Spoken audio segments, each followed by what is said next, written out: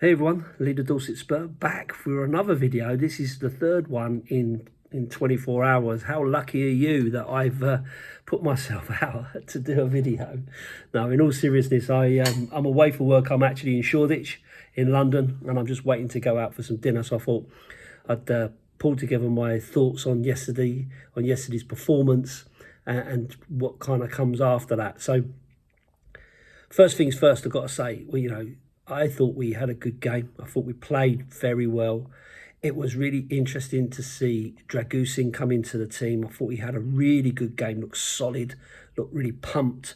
I think there was a chance that City had where he kind of knocked it away, and you could see he was like, yes, come on, this means something. So I think he was looking at his own pride of how he played. Mickey van der Ven did play at left back. Yeah, he did okay, but clearly he's not a left back, right? Yeah, he did a job there. We can see that he did a job there because he's a very good footballer. But, he got caught out for the first goal. He did go very, very central a lot, giving a lot of space down that right-hand side to a player of the quality of Kyle Walker and the pace of Kyle Walker. So, I don't think it's something that we should want all the time. I think what you've got to do is you've got to get the right players for the right position. So as a centre-back, we think he's exceptional. As a left-back, then, he can do a job, but is that something you want to see all the time? I would suggest it isn't. And I can now understand why Ange Postecoglou is trying to keep players in their rightful positions so as he can see what options he's got, because obviously he's got to revamp this squad, he's got to rebuild this squad and so on. So it's very... It was very interesting to see that. But I thought overall we played really well. We were solid. Porro getting sucked into giving the penalty away at the end of the game, felt for him because there wasn't an awful lot he could do about it. It's one of them. He puts his foot out to try to win the ball. Doku's playing for it. He knows what's coming. And so of course he gets his leg in the way and therefore gives away a penalty. And these penalties these days, are very soft. I mean, that's not a particularly soft one. I think it was a penalty all day long, but it's one of those that you think to yourself, years ago, that wouldn't have been a penalty. That would have been a 50-50 challenge to win the ball. And it wasn't like he was really out and out trying to, foul him to stop an opportunity. So a bit disappointed for Porro, who I thought had a good game overall. He was, up and down the wing. He was working really hard, as was the whole team. I thought Sarr, for instance, at some points he was a centre back, and the next point he was as a striker. He was literally running his socks off the whole time. So really, really good performance overall from the team. I thought they looked really solid in the centre. They looked really solid in defence.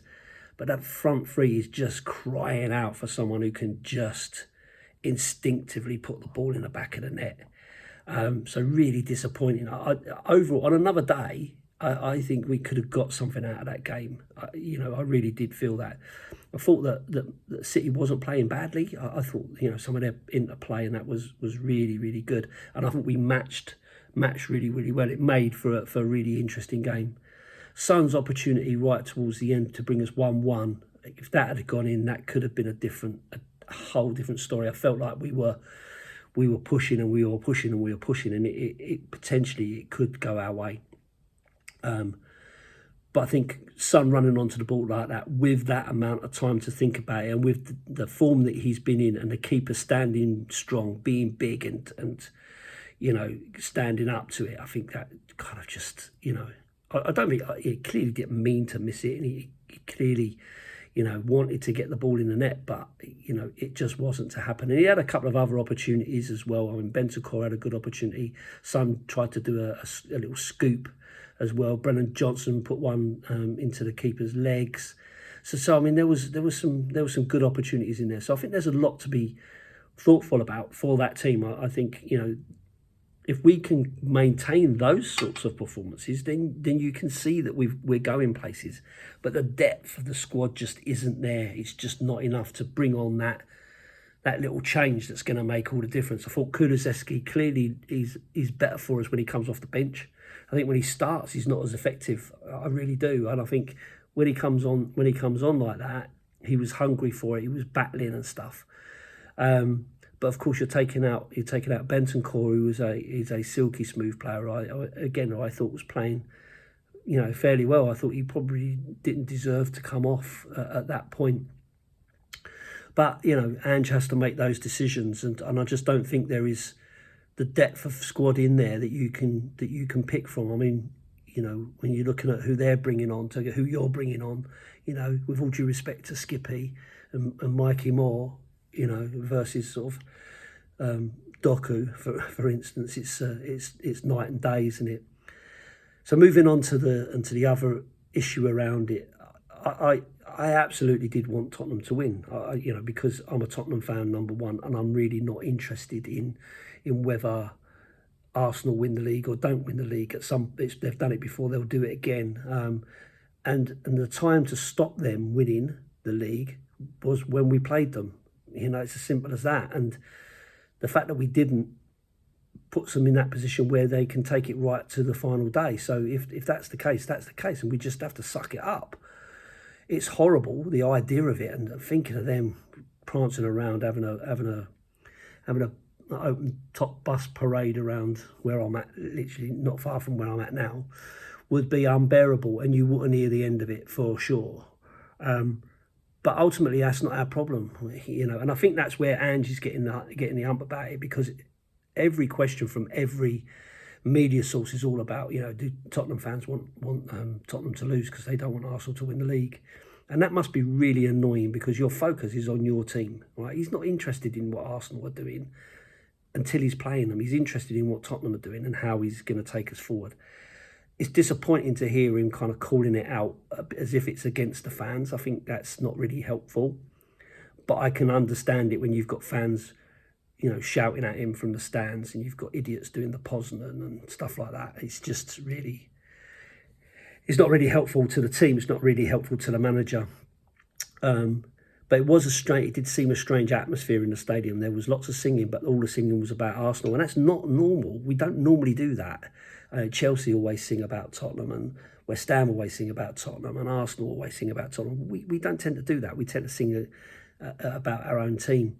So to hear them singing constantly, "Are you watching Arsenal?" and "Stand up if you hate Arsenal" and stuff like that, kind of really meant that we were just focusing on them and making it all about Arsenal. And the reality is, we don't want it all to be about Arsenal. We want it all to be about Tottenham.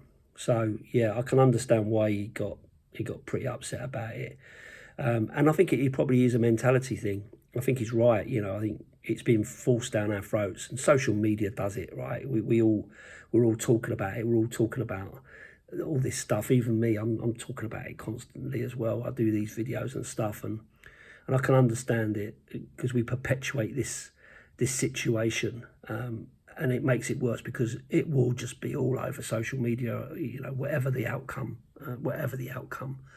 And we all go for it. We all fall for it, don't we? All get clickbaited by it all. But anyway, listen. Ultimately, it's now up to Everton to stop Arsenal in the league, or West Ham. Is anybody asking West Ham fans, do you want to lose? Do West Ham fans want to lose so that Arsenal don't win the league? Because they're a rival, right? They hate us. They're a rival to us, they keep telling us. West Ham Tottenham rivalry. So is there no West Ham Arsenal rivalry, or West Ham Chelsea rivalry, or Chelsea Arsenal rivalry, or any of that? Why is it always up to us to try to have that question posed all the time about what we want? How bad is it for us to want it to help them win the league?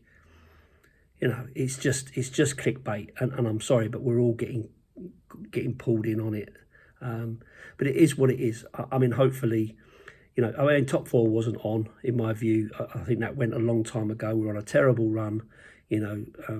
Was it 5 losses in 6 games towards the end of the season? Not great, is it? It's not really what we wanted. But listen, ultimately, if we can beat Sheffield United at the weekend, wrap up 3 points there, get us to 66 points, which would be really, really nice, and cement us into Europa Cup or Europa League, then ultimately it's up to how we build from there, and what Ange does, what Levy does, because now's his opportunity Daniel, now it's your time. It's up to you to put your money where your mouth is, and let's get this team moving forward. Let's forget about hotels. Let's forget about art galleries and cinemas and all the rest of it. You can put that to one side, because without your football team, you wouldn't have any of this stuff. All your hotel would be pointless. No one wants to stay in a hotel in Tottenham, but they will because of what we're building as a football club. And that's where you need to think. You've got to get that balance right. And if you don't want to lose yet another manager because he can see that you just ain't taken us nowhere, then you've got to stand up and be counted like the rest of us. So anyway, I'll leave it there. One more video to come after the Sheffield United game, and then you can not have to hear from me for a few months. So look forward to that, won't you? Anyway, thanks for watching. Thanks for subscribing. And as always, up the Spurs.